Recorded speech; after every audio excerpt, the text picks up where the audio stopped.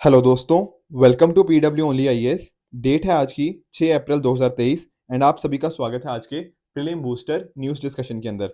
आप यहां पर आज की न्यूज़पेपर देख सकते हो। द हिंदू के अंदर कुछ बहुत इंपॉर्टेंट आर्टिकल्स हैं, इन सभी को आज हम डिस्कस करेंगे। सिमिलरली इंडियन एक्सप्रेस के अंदर भी कुछ इंपॉर्टेंट आर्टिकल्स हैं, उनको भी आज हम समझने की कोशिश करेंगे। चलिए स्टार्ट करते हैं। दोस्तों आगे बढ़ें उससे पहले एक छोटी सी इन्फॉर्मेशन आप सभी के साथ में शेयर करना चाहता हूँ। देखिए, जो भी आप में से स्टूडेंट्स 2024-25 के लिए तैयारी कर रहे हैं, उनके लिए हमारी टीम की तरफ से लॉन्च किया गया है UPSC foundation course 2024-25 based on CTR model. अब ये बहुत ही मॉडल इनोवेटिव है, जहाँ पर यूपीएससी की जो चेंजिंग रिक्वायरमेंट्स हैं, उस हिसाब से यहाँ पर चीज़ों को अलाइन किया गया है ताकि आपकी प्रिपरेशन और भी बेहतर हो पाए। राइट, आपका प्रीलिम्स हो गया, मेंस हो गया, इंटरव्यू हो गया, ये सारे कंपोनेंट्स यहाँ पे कवर्ड हैं। एट द सेम टाइम यहाँ पे बहुत सारे इनोवेटिव फीचर्स हैं जो आपको लंबे टाइम तक चीज़ें रिटेन करने में और एग्जाम के अंदर अच्छा स्कोर करने के अंदर बहुत ज़्यादा हेल्प करने वाले हैं। तो ये जो पर्टिकुलर बैच है, ये 23 अप्रैल से स्टार्ट हो रहा है, तो डेट को आप ध्यान रखिए। और अगर आपके कोई भी डाउट्स हो तो आप हमें इन पर्टिकुलर नंबर्स पे कांटेक्ट भी कर सकते हो। ये जैसा मैं आपको बता रहा था ना, कुछ इनोवेटिव फीचर्स जैसे डाउट सॉल्वर मित्रा हो गया, जीएस क्लास हो गया, कंसेप्चुअल आपका स्मार्ट शीट ट्रैक का जो आपको हेल्प करता रहेगा कि कैसे आप कहाँ पर थे, कितना आपने इंप्रूव किया, इस तरह से सारे यहाँ पे इनोवेटिव फीचर्स आप यहाँ पे देख सकते हो। ठीक है, तो मेक श्योर कि आप इन नंबर्स पे कॉल कीजिए एंड कहीं ना कहीं इस पर्टिकुलर कोर्स के अंदर एनरोल करके अपनी प्रेपरेशन को बेहतर बनाइए। राइट, चलिए आगे बढ़ते हैं। देखो, कल मैंने आपको होमवर्क दिया था कामचटका पेनिनसुला के बारे में। अब देखिए, काफी वजह से न्यूज में रहा है, पिछले साल भी न्यूज में रहा है और अभी रिसेंटली भी न्यूज में रहा है। क्यों? देखो, अभी रिसेंटली तो इसलिए था क्योंकि जो आपको यहाँ पे देखने को मिलेगा कि 6.6 मैग्नीट्यूड का अर्थक्वेक हमें यहाँ पे देखने को मिल जाता है, तो थोड़ी हमें इसकी लोकेशन हमें समझ लेनी चाहिए।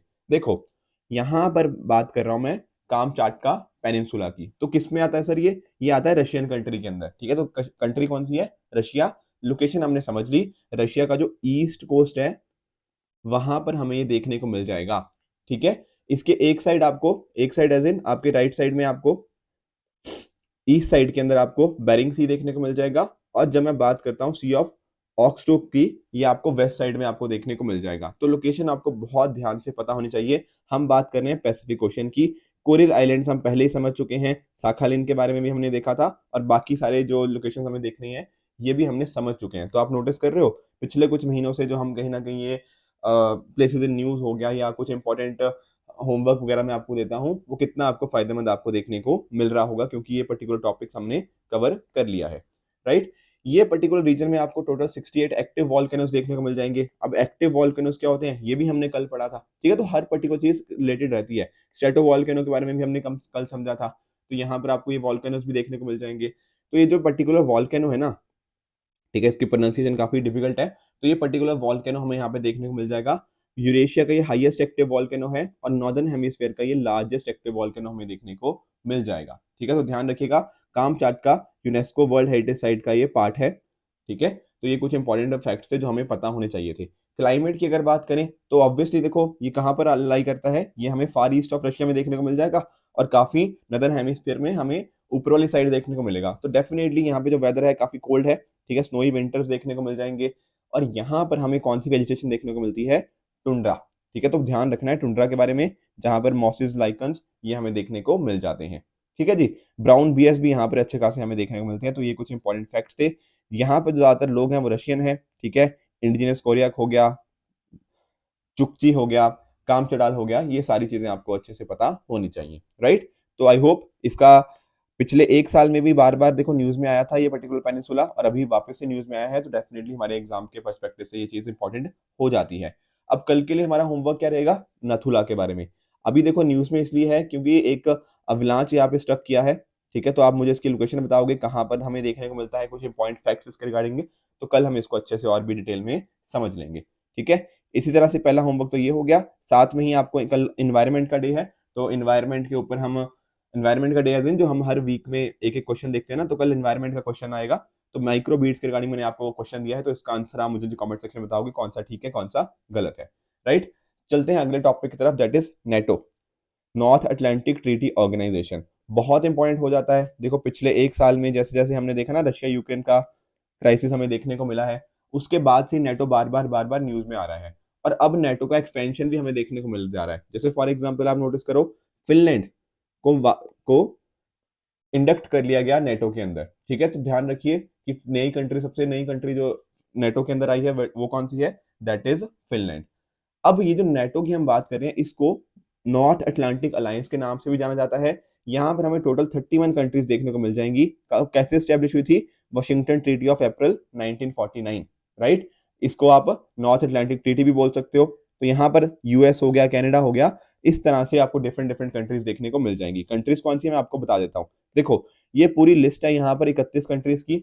आपको 31 की 31 याद नहीं रखना, ठीक है। कुछ इंपॉर्टेंट चीजें ध्यान में रख लेनी है, जैसे आपने टर्की को ध्यान में रख लिया, यूके आपको पता ही है, यूएस तो पता ही है, चलो ठीक है। उस तरह से इस तरह से आपको देखना पड़ेगा कौन कौन सी कंट्री। जैसे फॉर एग्जांपल आपको मैं बताता हूँ, जो बाल्टिक कंट्रीज हैं, एस्टोनिया हो गया, ठीक है, लातविया हो गया, लिथुएनिया हो गया, ये 2004 में ज्वाइन करी थी। फिनलैंड ने अभी ज्वाइन किया है, ठीक है। तो इस तरह से कुछ इंपॉर्टेंट फैक्ट्स ध्यान में रखो। 31 कंट्रीज याद करने जाओगे तो नहीं याद कर पाओगे। नॉर्थ मैसेडोनिया, ठीक है, बहुत इंपॉर्टेंट था, 2020 में इसको ज्वाइन किया था। तो इस तरह से आपको कुछ पर्टिकुलर कंट्रीज का ध्यान में रखोगे, कहीं ना कहीं एलिमिनेशन में मदद हो जाएगी, ठीक है। अदरवाइज डिफिकल्टी क्या आती है, इतनी कंट्रीज तो हम याद नहीं कर पाएंगे, बट अगर थोड़ा आइडिया होगा तो कुछ कंट्रीज आप एलिमिनेट कर पाओगे उनकी लोकेशन के हिसाब से। आई बात समझ में? तो इस तरह से आप देख सकते हो। दरअसल में हुआ क्या है ना, देखो अगर आप नोटिस करो तो हम बात अगर करें कोल्ड वॉर के टाइम की, ठीक है, वर्ल्ड हिस्ट्री में हमने अच्छे से पढ़ी हुई है चीजें, तो वहां पर जो नेटो और उसकी मेंबर कंट्रीज थी वो वेस्टर्न ब्लॉक को रिप्रेजेंट करती थी, राइट। उसी तरह से हमें देखने को क्या मिला था, वॉरसा पैक्ट, ठीक है, यूएसएसआर उस टाइम पे होता था ना, उसके साथ ही जो तो मेजरली जो ईस्टर्न ब्लॉक में आ जाती थी, तो दोनों काफी अपोज थी काफी। जैसे फॉर एग्जांपल आर्म्स रेस हो गया, न्यूक्लियर रेस हो गया, ये सारी हमें इनके बीच में देखने को मिली थी। तो काफी मेजर यहाँ पे कोल्ड वॉर के टाइम पे काफी मेजर इश्यूज हमें यहाँ पे देखने को मिले थे।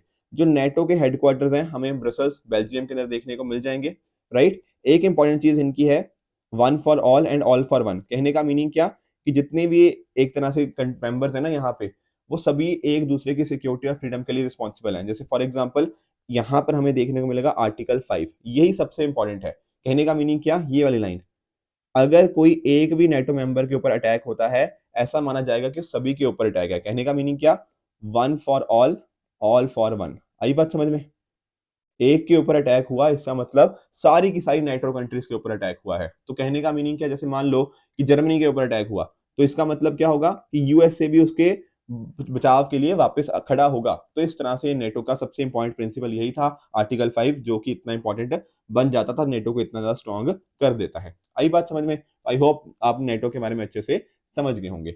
अगले टॉपिक की तरफ बढ़ते हैं, that is world energy transition outlook report. अब सर ये क्या है?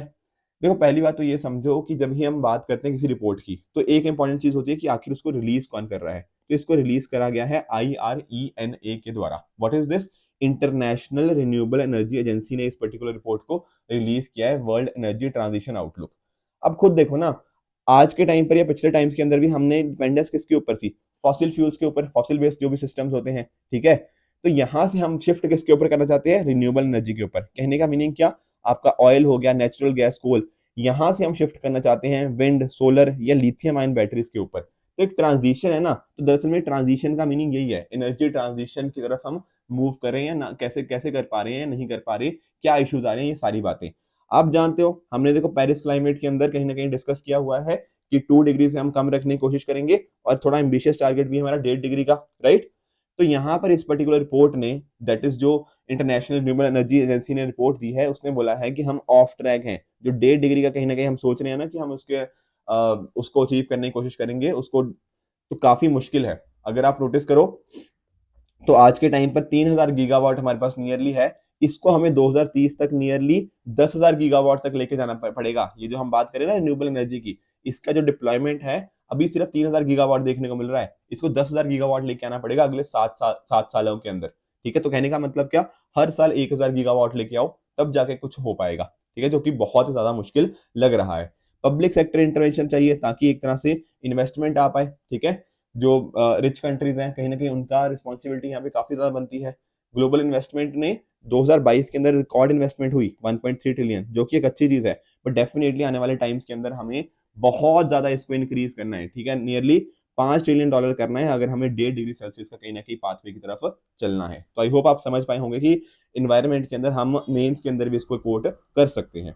यहाँ पर थोड़ा IRENA के द्वारा बारे में देख लेते हैं, इंटरनेशनल रिन्यूएबल एनर्जी एजेंसी के बारे में। तो पहली बात तो ये एक इंटर गवर्नमेंटल ऑर्गेनाइजेशन है। कई बार ना यूपीएससी आपसे पूछ लेता कि ये नॉन गवर्नमेंटल है, तो नहीं बोलना आपने, नहीं, ये क्या है, इंटर गवर्नमेंटल ऑर्गेनाइजेशन है, जो कि हेल्प करती है, एक तरह से कंट्रीज को सपोर्ट करती है कि कैसे आप सस्टेनेबल एनर्जी की तरफ एक तरह से ट्रांजिशन कर पाओ। जो अभी आप फॉसिल के ऊपर इतना डिपेंडेंट हो, वहां से रिन्यूएबल एनर्जी सोर्सेज की तरफ कैसे मूव करना है, उसके अंदर हेल्प करती है।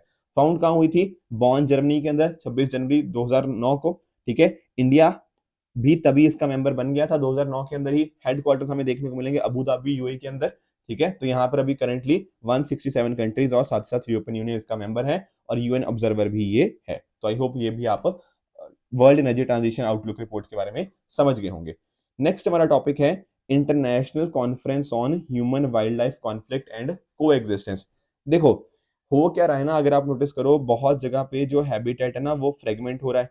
कई बार हैबिटेट जो हमारे एनिमल्स का होता है उसका डिस्ट्रक्शन हो रहा है। आप देखते हो जंगल वगैरह काटते जा रहे हैं, तो उससे होता क्या है, ह्यूमन और वाइल्ड लाइफ के बीच में कॉन्फ्लिक्ट देखने को मिल जाता है। कई बार नोटिस नहीं करते कि भैया जो हाथी है वो ह्यूमन हैबिटेट्स के अंदर आ गया। ठीक है, कई बार जो लेपर्ड वगैरह हो गया, आजकल गुड़गांव वगैरह में केसेस सुनने को मिल जाते हैं इस तरह के। तो ये क्यों हो रहे हैं? ये इसीलिए तो हो रहे हैं, कहीं ना कहीं हमने इनका हैबिटेट डिस्ट्रॉय कर दिया है, इनका हैबिटेट कहीं ना कहीं फ्रेगमेंट हो गया है।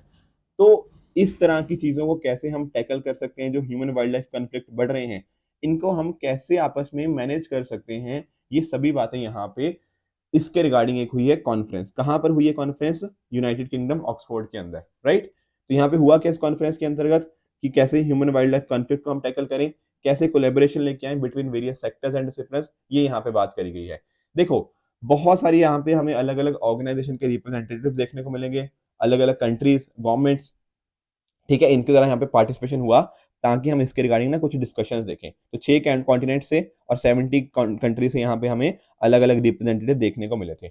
अगर देखो कि इस पर्टिकुलर कॉन्फ्रेंस को ऑर्गेनाइज किसके द्वारा कराया गया, तो ये ऑर्गेनाइज करवाया गया था, पहला तो हो गया IUCN, इसके साथ ही आप जानते हो FAO, एंड साथ में ही UNDP, और भी थे, पर मेजर ये 3 है। ठीक है, International Union for Conservation of Nature, Food and Agriculture Organization, और साथ ही साथ United Nation Development Programme, plus इसमें साथ में और भी थे, पर मेजर यहीं पे ये 3 ऑर्गेनाइजेशन हमें देखने को मिल जाते हैं।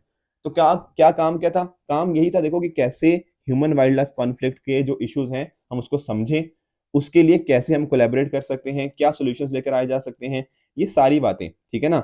और ऐसा भी था कि हम एक्सपर्ट्स हम देखें अलग अलग फील्ड से, ठीक है, कॉन्फ्लिक्ट एनालिसिस से, साइकोलॉजी से, ये सारे अलग अलग अपने व्यू पॉइंट्स बताएंगे, और उसके बेसिस पे हम एक प्रॉपर सोल्यूशन लेकर आ पाएंगे।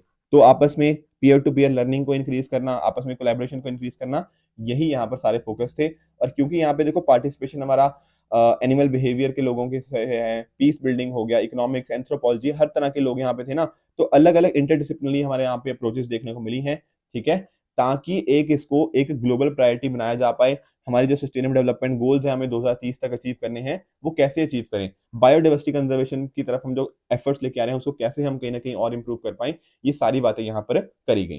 ठीक है, अगर आप नोटिस करोगे कि अभी ना जो आप जानते हो UNCBD, that is convention on biological diversity, right, इसकी हुई थी COP15, कॉन्फ्रेंस ऑफ पार्टी 15 हुई थी, उसका नाम क्या था? Kunming Montreal global biodiversity. ठीक है ना, तो यहाँ पर हमें देखने को मिली थी, जिसका नाम था कुनमिंग मॉन्ट्रियल।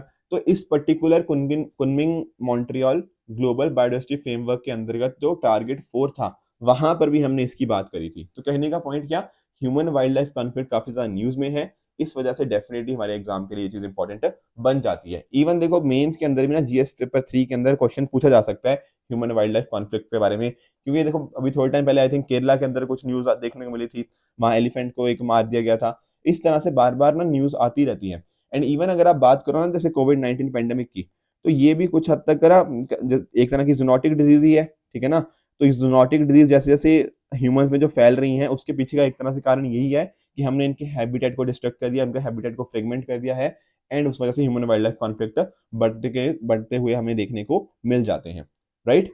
नेक्स्ट टॉपिक की तरफ बढ़ते हैं, दैट इज आइंस्टाइन टाइल। अब देखो ये जो पर्टिकुलर टॉपिक है ना थोड़ा सा कॉम्प्लेक्स टॉपिक है।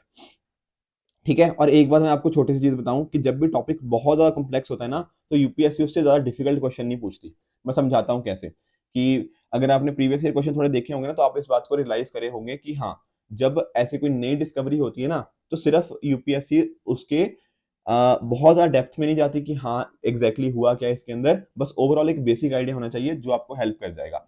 देखो अगर आप नोटिस करो, जैसे मैं आपको पूछूं कि आपके जैसे एक एग्जाम्पल समझते हैं, अगर मान लो कि एक कोई टाइल है और वो सेम शेप की है, ठीक है, और मैं आपको बोलता हूँ कि आपके बाथरूम फ्लोर के अंदर आपको ये टाइल लगानी है, तो आप ठीक है, आप बोलोगे कि सर हम रेक्टेंगल फॉर्म के अंदर लगा देंगे, ठीक है ना, और मैं आपको बोलूंगी कोई गैप्स या ओवरलैप नहीं होनी चाहिए, तो आप सोच रहे होंगे हाँ सर हमारे बाथरूम में लगी हुई है, ठीक है, स्क्वायर या रेक्टेंगल इस तरह की, ठीक है ना, तो उससे क्या होगा ना, ये पैटर्न तो रिपीट हो गया ना, आप नोटिस कर रहे हो, आपने ये चीज कर दी बिना किसी गैप के, बिना किसी ओवरलैप के, पर वो क्या हुआ, पर पैटर्न यहाँ पे रिपीट हो गया, क्योंकि ये देखो पहले ये टाइल लगी फिर दूसरी टाइल लगी, ये तो पैटर्न रिपीट होने लग गया इस तरह से, या जैसे भी आप कहीं ना कहीं ऐसे सोच रहे हो, वो भी पैटर्न रिपीट हो गया है।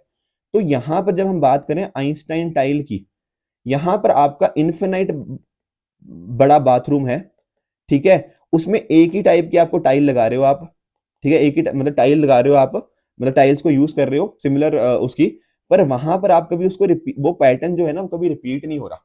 आई बात समझ में?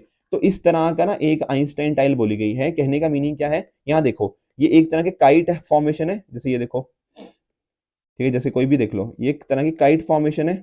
अब इनको इस तरह से यहाँ पे अरेंज किया गया है ना कि इन्फिनाइट टाइम्स तक इसको आप बनाते जाओ बनाते जाओ बनाते जाओ, ये पैटर्न अपने आप में कभी रिपीट नहीं होगा। इसी को बोलते हैं क्या, आइंस्टाइन टाइल। सिंपल शब्दों में यही मीनिंग है इसका, ठीक है, बाकी डिटेल तो डेफिनेटली मैं आपको पढ़ाऊंगा ही, पर अगर सिंपल एक वर्ड में मीनिंग समझना है तो इसी का मीनिंग है कि पूरी स्पेस को आपने फिल कर दिया बिना कभी रिपीट किए, ठीक है। It is a kind of tile which is capable of filling the entire space without ever repeating। अभी तक हम इसको मान के चल रहे थे कि ये सिर्फ थ्योरेटिकली होती है, कि ऐसा सिर्फ थ्योरी में है कि ऐसी कोई टाइल होती होगी जो कभी रिपीट नहीं होती, ठीक है ना, मतलब उसका पैटर्न कभी रिपीट नहीं होता। पर अब क्या कर दिया है, एक 4 साइंटिस्ट के ग्रुप ने ना एक नई शेप को डिस्कवर कर दिया है जिसमें 13 साइड्स हैं, और इसी का नाम क्या है, द हैट। ये नाम भी आपको ध्यान रखना है, द हैट, ठीक है, बहुत ही फेमस ये नाम हुआ है, ठीक है। तो पहली ऐसी टाइल है जिसको देखा गया है जो पूरे प्लेन को कवर कर सकती है बिना किसी ओवरलैपिंग के, कोई गैप नहीं होगा और कोई पैटर्न यहाँ पे रिपीट नहीं होगा, ठीक है। बस इतना ध्यान में रख लिया ना तो ये क्वेश्चन इससे हो जाएगा, ठीक है। बाकी तो थोड़ा मैं आपको समझाने के लिए बता रहा हूँ, बट इतना भी कर लोगे ना तो आपका क्वेश्चन अगर आएगा यूपीएससी में, you will be able to do it, ठीक है। ए पीरियोडिक मोनोटाइल हमें देखने को मिलती है, मीनिंग क्या है सर इसका, ए पीरियोडिक मैंने बताया ना एक तरह से वो रिपीट नहीं होती। अब एक चीज और, छोटी सी चीज समझो, आप लोगों को लग रहा होगा कि सर ये आइंस्टाइन का मतलब एल्बर्ट आइंस्टाइन होगा, बट ऐसा यहाँ पर नहीं है, ठीक है ना। आइंस्टाइन दरअसल में ना एक जर्मन वर्ड है जिसका मतलब होता है वन स्टोन। अब क्योंकि ये जो पर्टिकुलर टाइम है एक सिंगल स्टोन से बनी है, इस वजह से इसका नाम रखा गया है आइंस्टाइन टाइल। ध्यान रखना, एल्बर्ट आइंस्टाइन से इसका कोई भी जिक्र यहाँ पे नहीं है, ठीक है ना। ए पीरियोडिक हमने समझ लिया बिना किसी रेपिटेशन के, और मैंने आपको एग्जाम्पल भी समझा दिया। इसके एप्लीकेशन क्या हो सकते हैं, देखो एप्लीकेशन एक तो हो सकता है कि हमें ना क्वासी क्रिस्टल्स जो होते हैं उनको समझने में थोड़ी आसानी हो, ठीक है ना। क्वासी क्रिस्टल्स क्या होते हैं, ऐसे स्ट्रक्चर्स जहां पे कहीं ना कहीं एटम्स ऑर्डर वे में तो होते हैं पर उनका पैटर्न रिपीट नहीं होता, तो क्वासी स्ट्रक्चर को समझने के अंदर हेल्प करेगा हमारे फिजिसिस्ट की, केमिस्ट की। साथ में ही इनोवेटिव आर्ट भी आप देख सकते हो, ठीक है, आप अपने देखो कितना इनोवेटिव लगेगा कि कोई पैटर्न ही रिपीट नहीं हो रहा, राइट। तो ये इस तरह से आप नोटिस कर सकते हो, काफी ज्यादा इसके एप्लीकेशन है। अब अगर हम थोड़ा हिस्ट्री की बात करें ना, तो 1970s के अंदर एक नोबेल प्राइज विनिंग फिजिसिस्ट हैं, रोजर पेनरोज। इन्होंने भी एक सेट फाइंड किया था 2 टाइल्स का, ठीक है, जिनको हम अरेंज कर सकते थे नॉन रिपीटिंग पैटर्न के अंदर, इन्फिनाइट तक जिसको जाता था, उसका नाम क्या था, पेनरोज टाइलिंग। इसको भी आप ध्यान में रखिएगा, जो आज के टाइम पर काफी सारे दुनिया के आर्टवर्क्स में यूज भी किया जाता है, ठीक है। इजी टॉपिक था, ठीक है, थोड़ा कॉम्प्लेक्स हो सकता है, बट हमने जितना हमारे यूपीएससी के लिए रेलेवेंट था वो हमने अच्छे से समझ लिया, राइट। अब देख लेते हैं कल जो प्रीवियस ईयर क्वेश्चन मैंने आपको दिया था 2017 का, यहां पर मैंने आपसे पूछा था तीस्ता रिवर के रिगार्डिंग कौन कौन सी स्टेटमेंट्स हमें करेक्ट देखने को मिल जाती हैं। देखो इस तरह की ना कई बार ना हमें सारी स्टेटमेंट्स नहीं पता होती, ठीक है, हो सकता है 3 स्टेटमेंट यहाँ पे दी है, हो सकता है तीनों की तीनों किसी को ना पता हो, पर एक आधी तो डेफिनेटली पता होती है। जैसे फॉर एग्जाम्पल अगर आप तीस्ता रिवर जो डिस्प्यूट है उसको अगर थोड़ा बहुत फॉलो कर रहे होंगे तो आपको थोड़ा बहुत ट्रेजेक्टरी पता होगी कि तीस्ता रिवर कहाँ से जाती है, कैसे फ्लो करती है, कहाँ पर जाके ये अकॉर्डिंगली होती है। तो यहाँ पर अगर आप नोटिस करो तो ये रही तीस्ता रिवर, ठीक है, मुझे पता है थोड़ा सा मैप में आपको देखने को मिलेगा।